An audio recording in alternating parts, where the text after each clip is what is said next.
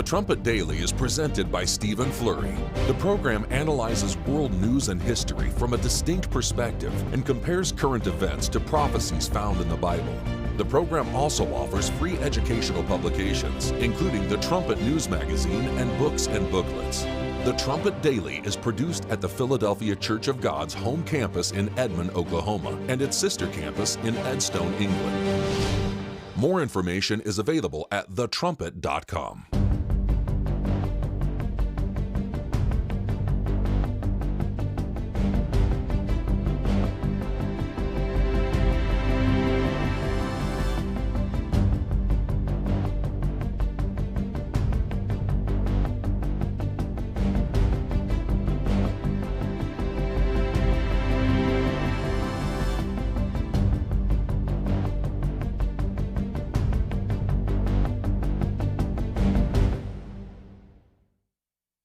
The Trumpet Daily program begins right now. Today's world news, what it means, where it's taking us. I bring you the one and only possible message of world peace. This is a message of hope, tremendous hope. And he said unto me, you must prophesy again. The Trumpet Daily program begins right now. Is racist. It's just racist. Would you agree with the statement that, quote, all of us have implicit biases from the ABA's website? The ABA believes that diversity in all of its Is that a yes? Can I take that? It's a yes or no question. The ABA looks to remove barriers, and we examine... That's not my question. The people that were here are the indigenous folk. And you know who ICE been rounding up? They've been rounding up indigenous people. The people that originally came, not the colonizers, but the original people. So what this is about is whiteness. Everything that this administration has pushed has been about white supremacy. Smithsonian was promoting as a document to be upheld around that time period, 2020, 2021, whatever it may have been, suggested that objectivity was a tool of white supremacy. I think we can all agree that that is facially ridiculous. And you think objectivity is a tool of white supremacy? I'm not going to interrupt you. I just want to say you presume things that were not true. Do you believe that objectivity is a tool of white supremacy? You said we can all agree on something. I'm just saying we don't all. Can we all agree that objectivity is a tool of white supremacy? It requires a longer discussion we're going to have in the 6 minutes we have left. So what do you, I pose the question to you. Against which groups do you have implicit biases?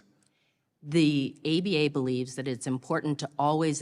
I'm going to ask you again, against which groups do you have implicit biases? It's important to always examine everyone's point of view and where they may need to consider... It is. What about your point of view?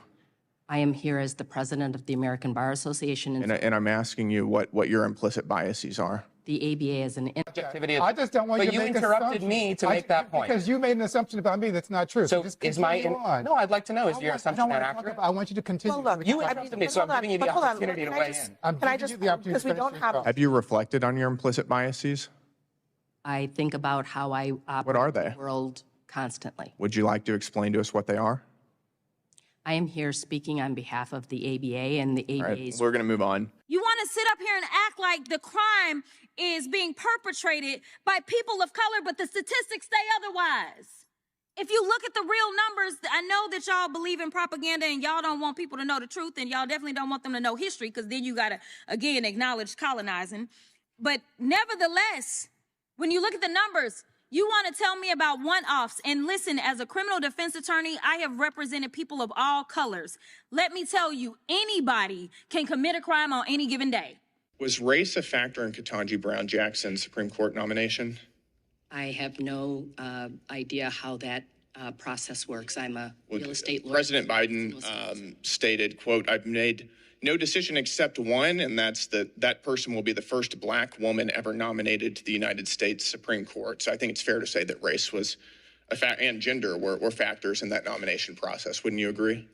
You would have to have a conversation. He explicitly stated that. The idea that you put a white sweeping brush on everybody that happens to have a little bit of melanin as a criminal, that is really the crime. When you are elected to represent somebody, you should be understanding that your job is to fight for everybody. And what makes this country great is our diversity. So you don't think that it was proper for Joe Biden to exclude every group other than black women in deciding who should fill that Supreme Court vacancy? Is that your testimony? The ABA relishes diversity, equity, and... Right. Excuse me, sir? Is it important to be polite? Yes, sir. It's also interesting because the same mass action toolkit that your organization has been promoting references politeness as a defining characteristic of white supremacy culture. Ma'am, are you a white supremacist? No, sir. You're not. Can you help me square why your organization says that being polite is part of being a white supremacist? I'm not exactly familiar with that passage of the Mass Action Toolkit, which is not I can show you the one that we passage right developed. here. Your tax dollars at work. As the world burns, you wonder if this is still going to be going on when the bombs start dropping. The craziness, at least in the case of the House member, Brandon Gill, at least he's exposing these people and their ridiculous, crazy ideas, all of their wokeness. But the fact that this has to play out at these congressional hearings, it's sad. It certainly says a lot about how our government is broken. I was saying to the gals at SEP this morning just how blessed we are in God's church and at God's camp to have God's family government. Here, the federal government, it's massive. And the tools, the instruments, and the funding that it has access to. But then they churn out so much of this. And here with God's church, you've got a relatively small operation, and yet things move forward efficiently, and God's certainly given us enough instruments to reach this world with a message, to educate our young people, to prepare them for their future. What a wonderful time it'll be when God's government is ruling the earth, not just the church, not just the little flock, but the entire earth. You're listening to Stephen Flurry, and this is the Trumpet Daily. We appreciate you joining us on today's show. We have a treat planned for the second half on true education. This is from 1999. My father giving an address to young people outdoors. This happened 27 years ago. And doesn't this world need true education? What you heard right there, Jasmine Crockett, she said, this was a shock to me. She's a criminal defense attorney. She's not just a House representative. She's an attorney. She's an expert in the law. This world needs true education, and my father has a lot to say about it in that Key of David program from 27 years ago. This world needs the Bible as the foundation for all knowledge. We've been emphasizing at this camp, 2 Timothy 3:16.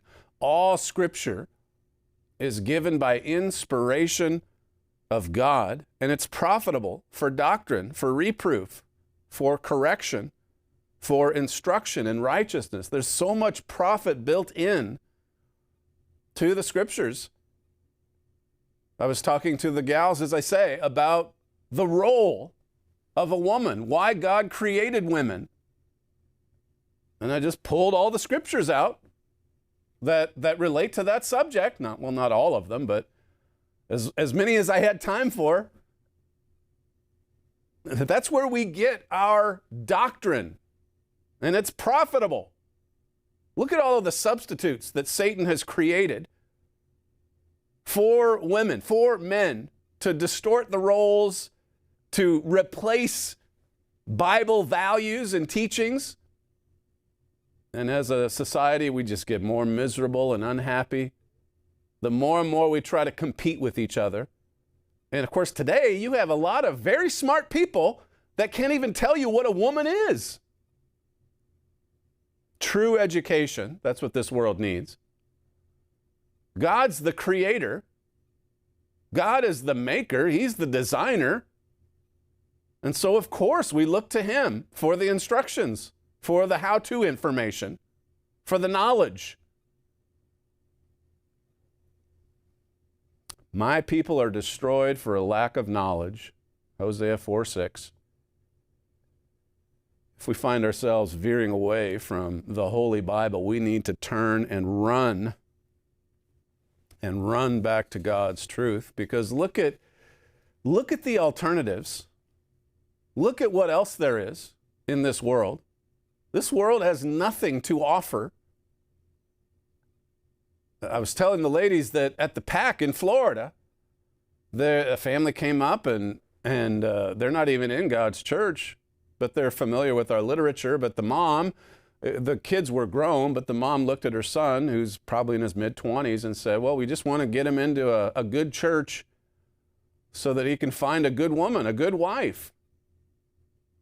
Even more and more people on the outside realize just how hopeless and in some cases dangerous it is to just connect with someone that you met at work or that you met in the grocery store or maybe at the club. It's a sick world. It's a dangerous world. We're into perilous times. And look at what the elites are doing. Look at what the elites are saying. Look at what our leaders are out there promoting. I suppose some of it's been dialed back now that President Trump is in power. But what an agenda of destruction. It's suicide. And as I say, the enemies around, they're arming for war. And are we going to keep arguing about nonsense when the enemies are prepared to attack? This is a dangerous world. And Satan wants us to think that everything's just going swimmingly and that it'll continue for another 250 years and that God is blessing us, that we have favor from God. Do we? Look at how far removed we are from the scriptures. And meanwhile, everything, as I've been covering this week, everything that God has prophesied about the king of the north, the king of the south, the kings of the east, it's coming to pass. And it should be a sobering wake-up call to see these developments, to see the German war machine. Listen to clip 1 here. Germany is suddenly talking about nuclear weapons, and not on the fringes, but at the very top of government. Chancellor Friedrich Merz has confirmed that Germany and key European allies have opened discussions on a joint nuclear deterrence. This is a major shift. For decades, Berlin has avoided even hinting at nuclear ambitions. But now a former German foreign minister from the anti-nuclear Green Party, of all places, says Europe may need its own atomic bomb because it can no longer rely solely on the United States. So what's happening behind the scenes?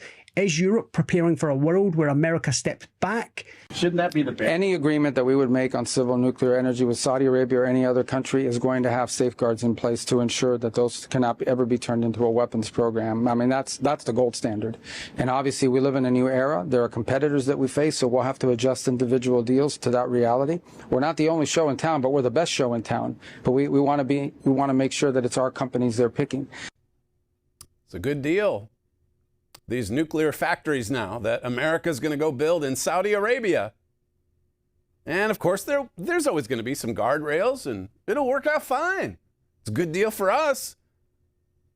This is the way it is with the arms race, the military industrial complex. They are raking in the cash at the moment because everybody wants weapons. And now everybody wants nuclear technology.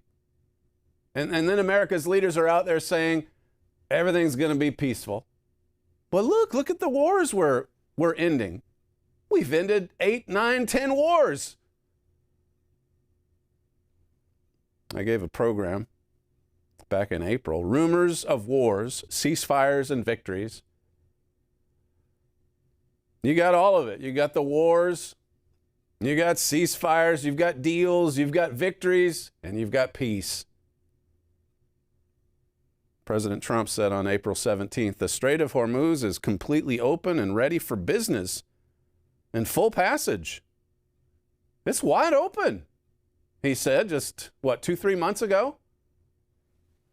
And now you've got the Houthis opening up another front on this war that never ends. Well, it certainly didn't end in 2 weeks. Matthew 24:6, it says, and he shall hear of wars and rumors of wars. You shall hear of wars and rumors of wars. See that you be not troubled, for all these things must come to pass, but the end is not yet. But it's coming. There's going to be so many rumors. There's going to be so many fake victories, so many fake solutions. And that's why we've got to point you to the facts on the ground. What's actually happening? What are the fruits? What are nations doing? And in some cases, we don't know everything that they're doing.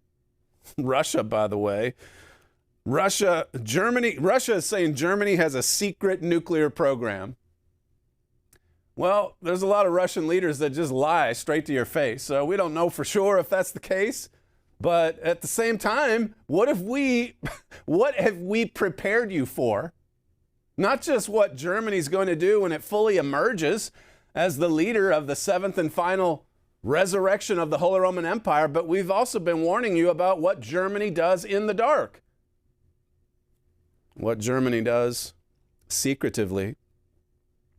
Russian Foreign Minister Sergei Lavrov, it's a press release, his intelligence agency wrote, NATO military experts believe that Berlin is capable of independently developing the necessary fissile material within 1 to 3 months and constructing an operational nuclear explosive device within up to 1 year. How fast could things come together? Speaking about the prophecies, that is.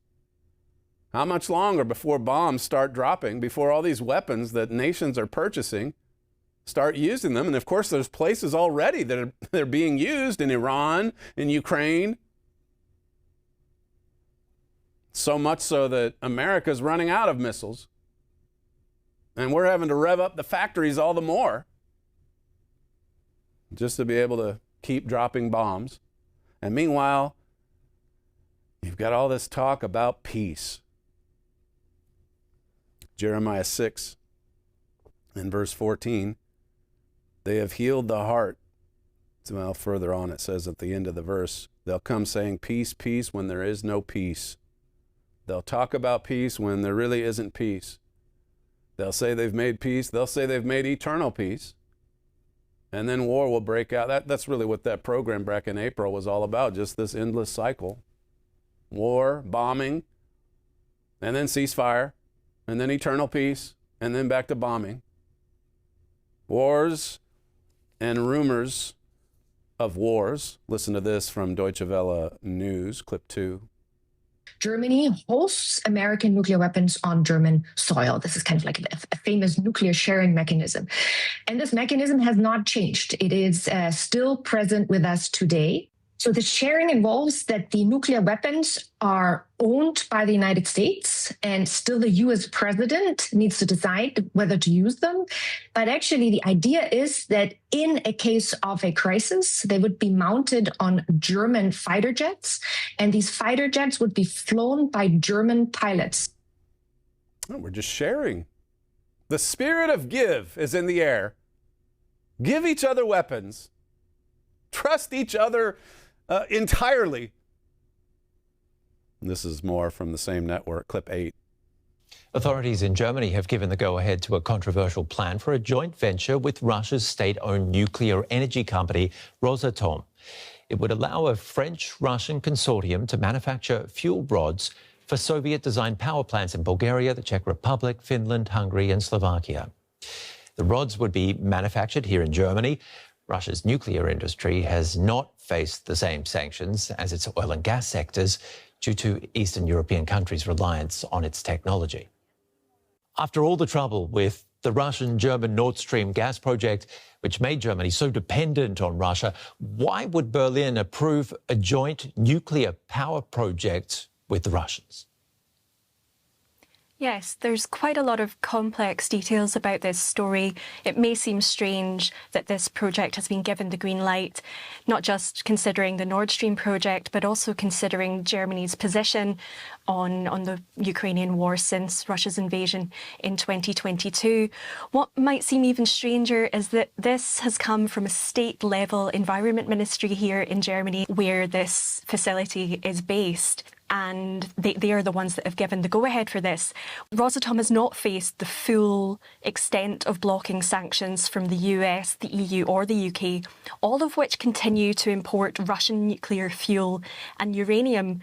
The crux of it is many countries, especially here in the EU, still rely on that nuclear fuel and also components made by Rosatom subsidiaries and facilities here in the EU to maintain and modernise their nuclear reactors. In the case of this factory here in Germany, making nuclear fuel rods.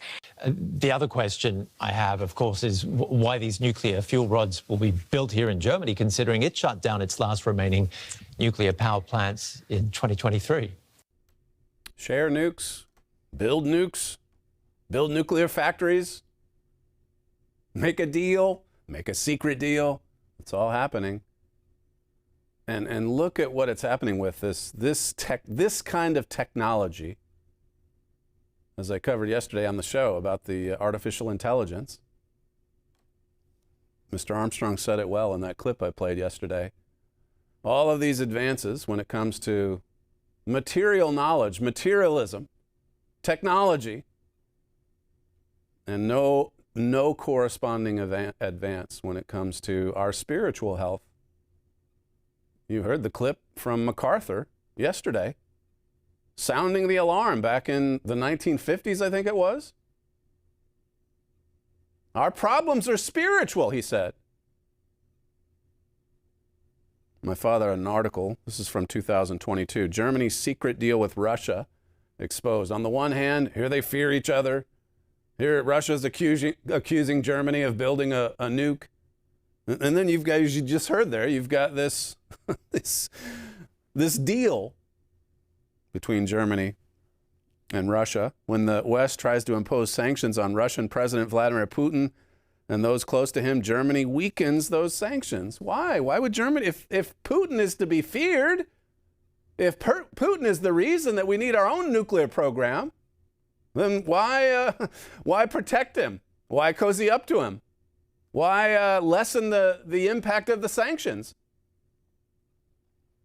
It says many of Germany's top economists believe sanctions on Russia would be much less destructive than these business leaders claim. But these leaders are determined to keep Germany close to Russia for all the conflict the Germans have had with that nation, and for as much as they fear it, their wealth and power currently depend on Russia. Go back and you look at some of the history leading up to World War II. It's the same history or the same events happening again. German elites still feel kept down compared to what they know their economy, politics, and military could be. This is why Germany, you see, the thing to take away here is that America is not the only nation making deals with Saudi Arabia or whoever. Germany makes deals, Russia makes deals, China makes deals, Iran makes deals. It says this is why Germany's working with Russia. These two nations are working to empower themselves and each other at the expense of Europe and the U.S.-led world order. Now, this was back in 2022. And look at how, speaking of order, look at how NATO's unraveled since then. The rush to build a new German military machine. It says here, both want to tear down that order and build themselves into great empires. Those empires will inevitably clash, but for now, it is in both Germany's and Russia's interest to weaken everyone else and strengthen themselves and each other. With this in mind, Germany's duplicitous behavior is easy to understand. Well, there's another angle of human nature, duplicity. It's every man for himself. It's every nation for itself. They're trying to build empires. And we're over here arguing over woke terminology, arguing about implicit racism or bias in white people mainly. It says history makes it even easier to understand. Between wars, Germany and Russia often work together. There you go. You heard it here first. We were right. Between wars, they often work together, and then the war comes. There's wars, there's rumors of wars, there's wars all over the place. There's an arms race. The nuclear factories are going up. We're trying to eliminate the threat in Iran, but can't seem to do that. 100% anyway. The war continues. Does this world need God's truth? True education? Does this world need to ponder 2 Timothy 3 and verse 16? It sure does. The subject of that key of David that I mentioned at the start. It's from 1999, and it's on true education, God's education. And we'll finish today's show with that program. You're listening to Stephen Flurry, and this is the Trumpet Daily. We appreciate you joining us on today's show, and we'll see you again tomorrow. The following is a special presentation of the Key of David program. Each year, the Philadelphia Church of God sponsors youth camps in many countries around the globe. On a recent tour throughout Asia and the Pacific, Gerald Flurry made a special stop at our youth camp in southeast Queensland, Australia. Nestled among the majestic mountains of the volcanic caldera, Camp Bornhofen provides an ideal learning environment. Through the various activities conducted, campers are shown how to lead a rewarding and fulfilling life through true education. Billions of people live their lives without understanding the mystery of who they are and what their purpose is. Today on the Key of David, we present the first of a two-part series on this vitally important subject of true education.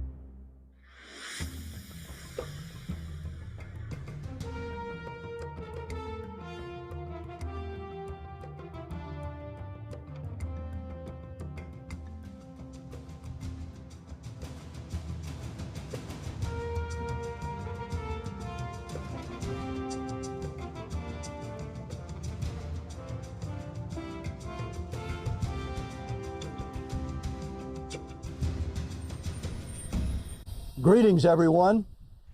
This is the first time I've ever visited our youth camp in Queensland, Australia, Camp Bornhofen, which was created, I understand, for young people and to serve young people.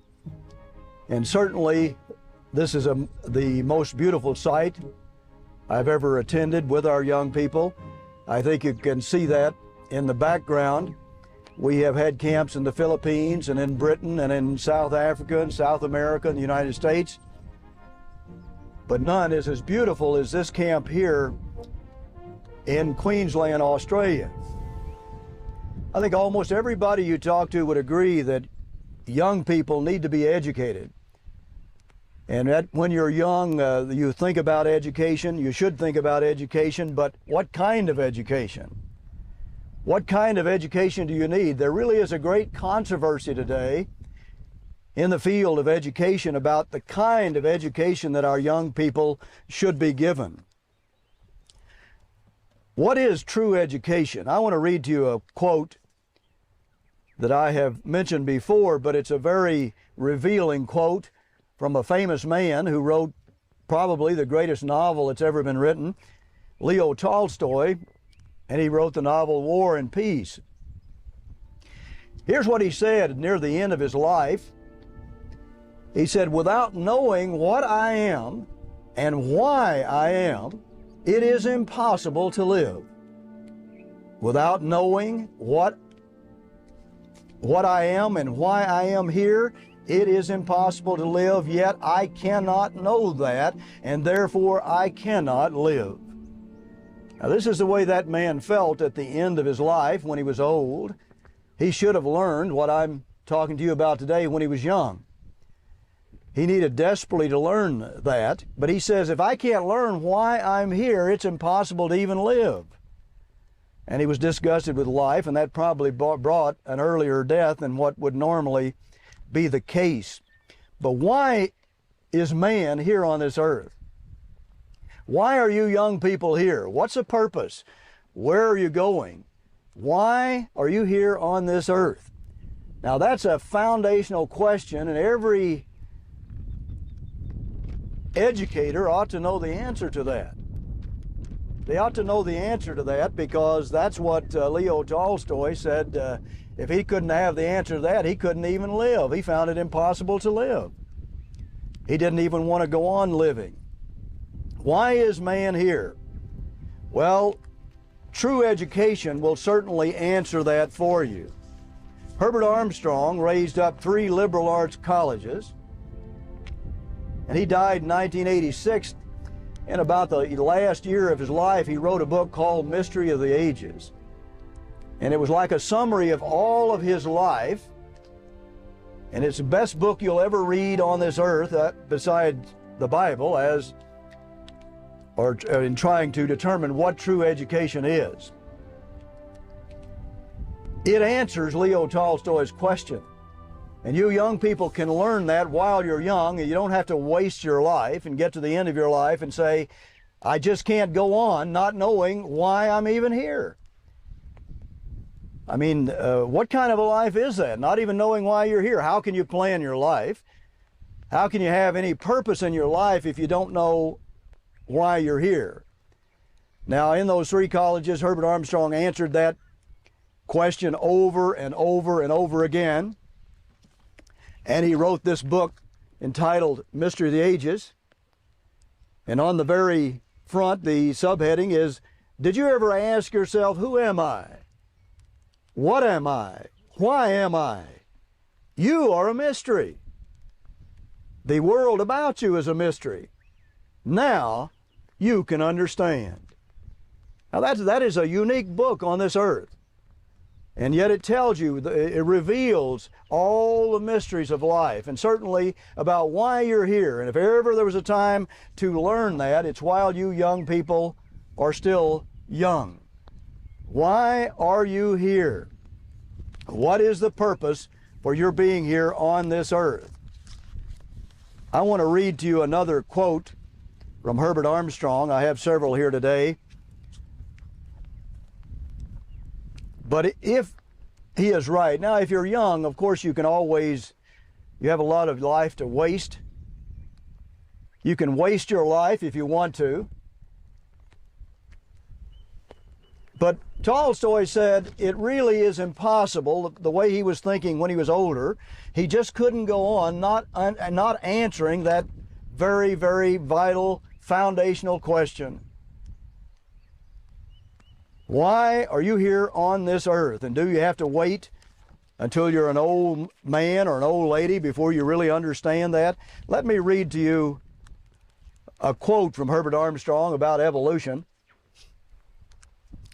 Sprinkling here just a little, but that's all right. It's still light enough to film and to videotape what we're doing. Herbert Armstrong said when he was talking about evolution, here's what he had to say. And evolution is taught in all the colleges I know of. Emphatically, they have not, meaning they have not proven the evolutionary theory, but by its very nature, it is a theory and not subject to proof.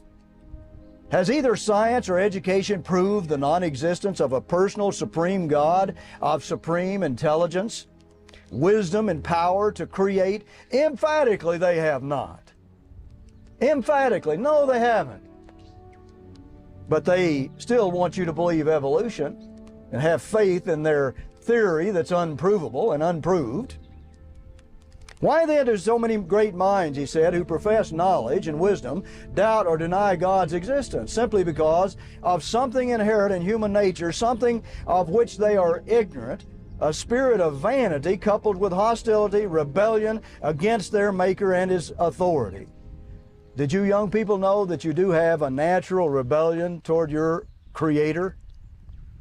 The Creator of this beautiful and awesome camp, who has only created good things for man, but He has a great purpose for you that you need to understand, that you have a nature that God wants you to overcome. And we talked to you a lot about that here at this camp. Mr. Armstrong goes on to say, is it after all rational or intellectual to willfully assume fables like evolution? Is that rational to assume a fable? Where is that going to take you in life? Well, it's going to take you where Leo Tolstoy went. You're going to regret it when you get to the end of the path. You're going to regret it, I guarantee you. But he says, should we assume fables, unproved and unprovable, to be fact while ridiculing provable truth, branding it folklore? Here is what modern education doesn't know and fails to teach. What is man? Why is man? What are the true values? What is the way to the most necessary objectives? Peace, happiness, abundant well-being. You know there are a lot of young people out there that get on drugs and get into illicit sex and all kinds of problems, and they have their lives wrecked before they get out of their 20s, perhaps, sometimes even maybe their teens. Why should that be? Something has broken down somewhere. God has a purpose for His creation. Mr. Armstrong said, this basic knowledge cannot be acquired by all the mental, inventive, mechanical, exploratory, observational, or philosophical powers of man. This kind of necessary knowledge is received only by revelation. Only by revelation. Now that is interesting because, well, truth is revealed. But man doesn't like God to interfere in their life, so He can't reveal anything to them. You have to bring a certain humility, a certain attitude, or God can't show you. And He won't force it on us. He wants you to learn, but He sometimes will let you learn the hard way. And by wrecking your life, by doing it the wrong way, aversion therapy, I think they call it. But Mr. Armstrong said, it has always been accessible, yet science and modern education grope hopelessly in the dark, searching, researching, speculating, and philosophizing in vain for the acquisition of knowledge that come only through the very source they reject. Astonishing, yes. Intelligent, well, hardly. Oh, it's astonishing, isn't it? Certainly isn't intelligent, and yet they think they are intelligent as they reason that way. But they don't know why God put humanity on this earth. And that's what you need to teach people, first of all. Why are we here? Why did God put all of these people on this earth? Why were you born? With a great mind far above that of animals? Even though evolution would teach you otherwise, you have a mind that no animal has ever had or ever will have, because God created you to receive His Holy Spirit through the Spirit of man, and no animal can receive God's Holy Spirit, but you can. You were created to receive God's Holy Spirit so you can know what your purpose is and you can have direction in your life. And what a glorious, glorious future you have if you understand your human potential. Your human potential. You need to understand that. Let me read to you a scripture from Matthew 13 in verse 15 where it says, for this people's heart is waxed gross, and their ears are dull of hearing, and their eyes they have closed. Now what do you think about that? Do you really believe God? And He's talking about a lot of educators, their eyes they have closed. In other words, they believe in evolution, but they closed their eyes to God, the Creator. Will they teach you that in college? How many colleges do you know of that will teach you that God is the creator of man and all of this beauty you see around you? How many colleges teach you that? Well, have they closed their eyes? I think in most of those colleges, they'll teach you about perverted sex. They'll teach you about how to overthrow the government of man. They'll teach you how to rebel. They might even teach you how to take drugs and get into illicit sex. But they won't teach you about God, the Creator. And why is that? Why is that? Our forefathers years ago didn't view it that way, but we have changed a great deal. Now, if educators close their minds, I think we'd have to agree they're ignorant. Wouldn't you agree? David said, if a man says there is no God, they're fools. Now you have a lot of fools saying that. A lot of educators saying it too, don't you? That is what David said. Is David right? I mean, can you teach that in colleges and can you teach that in universities? We certainly do teach it because it's right there in the Bible. But education ought to open your mind. It ought to open your mind, not close it. Keep your mind open and let God reveal to you His purpose, because you have to get yourself in a right attitude, and I'll show you that in a moment. But you're never going to know true education if you close your mind. And I'd say most of your educators certainly would say that man somehow came from animals. And the animals came from slime and ooze and sloughs or whatever. And so that's how we got here. Now that's what they teach.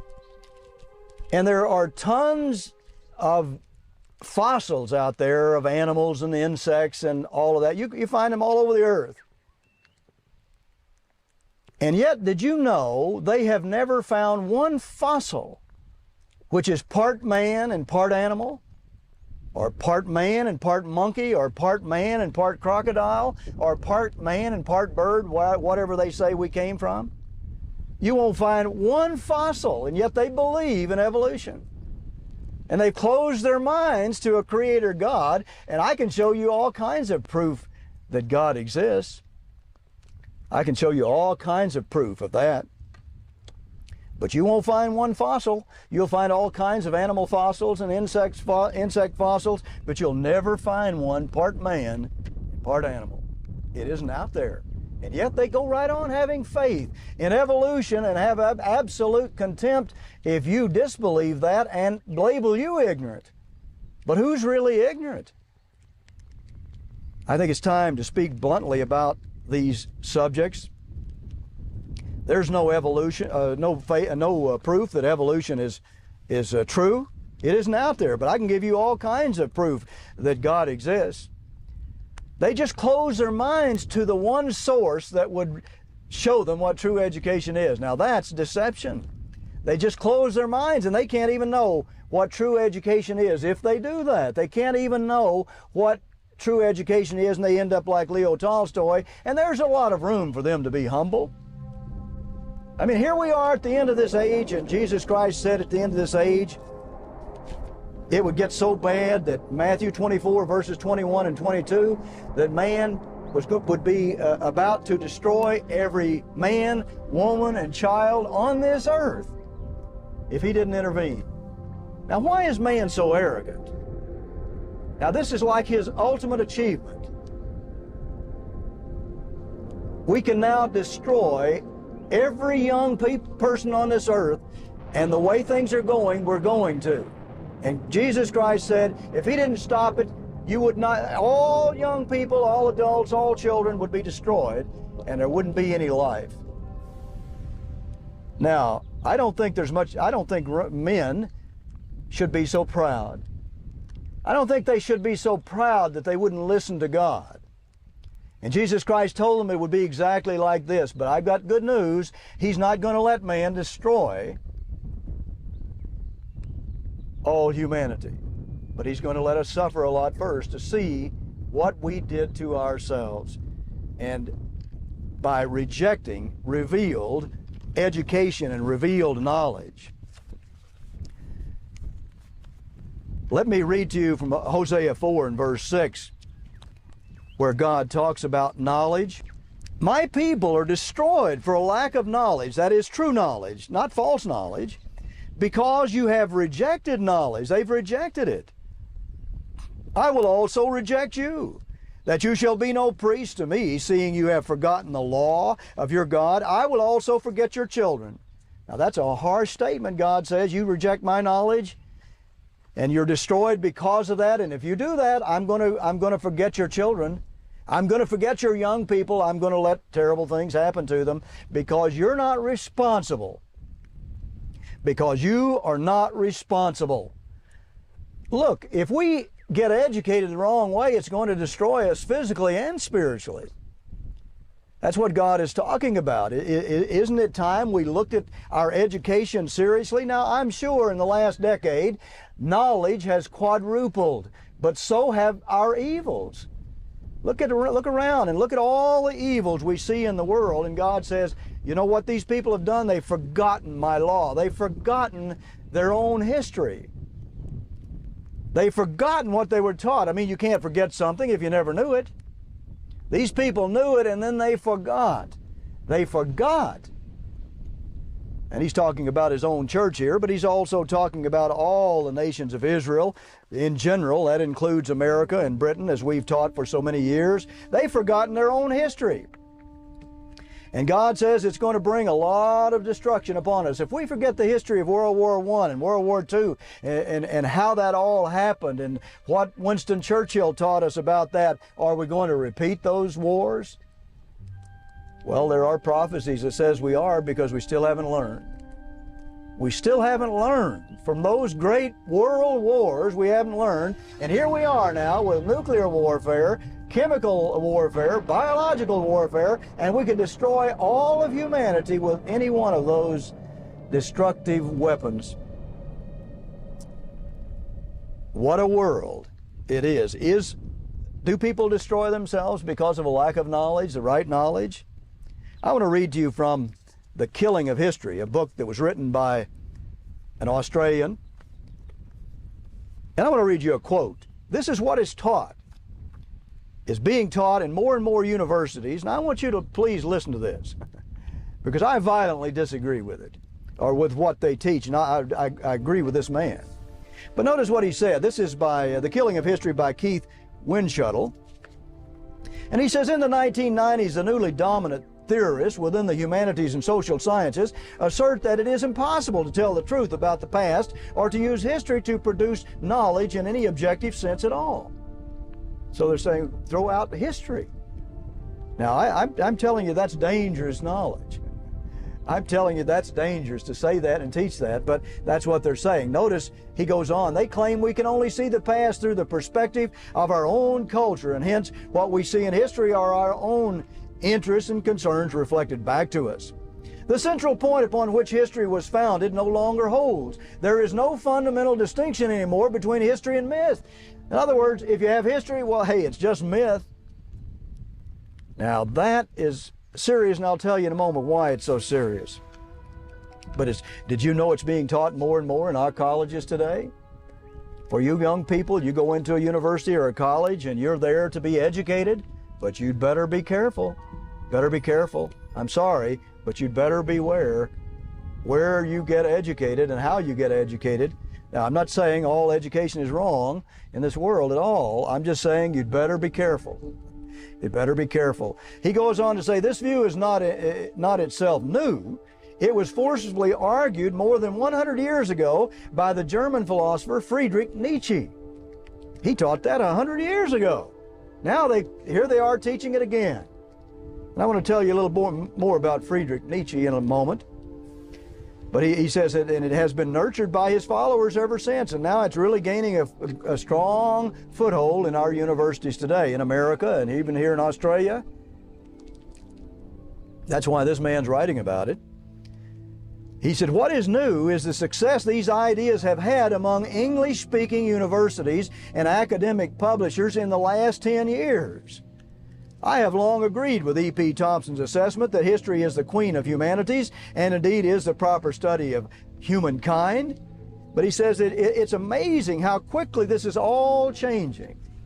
He said he's amazed at how this is gaining in the universities and being taught.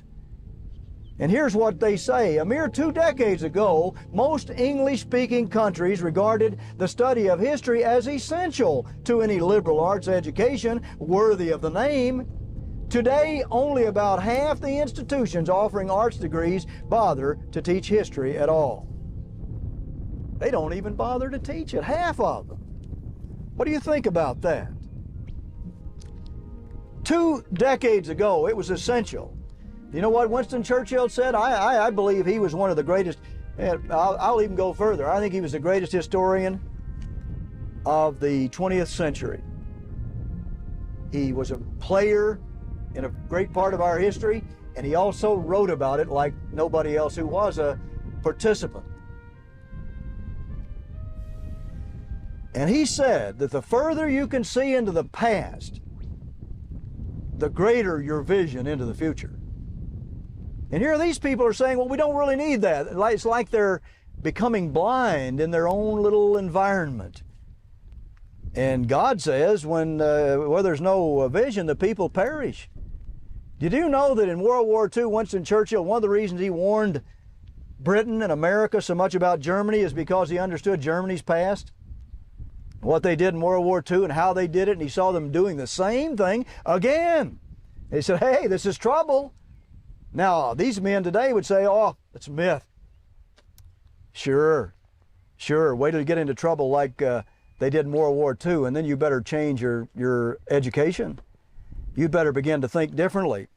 Verse 14, but strong meat belongs to them that are of full age or mature, even those who by reason of use have their senses exercised to discern both good and evil. Can you discern what is good and evil? Then you're truly educated if you can do that. Do you know what evil is? Do you really understand what it is, young people? Do you know what is good and what is evil? God says we ought to know. I want to show you a magazine that we're producing for young people. It's going to be produced 4 times a year, and we're going to entitle it True Education. And I'll tell you, one of the feature articles in the first issue this spring will be Conquering Spiritual Everest. God does want us to go out and have challenges and conquer, and we'd like to give this magazine to every young person on this earth.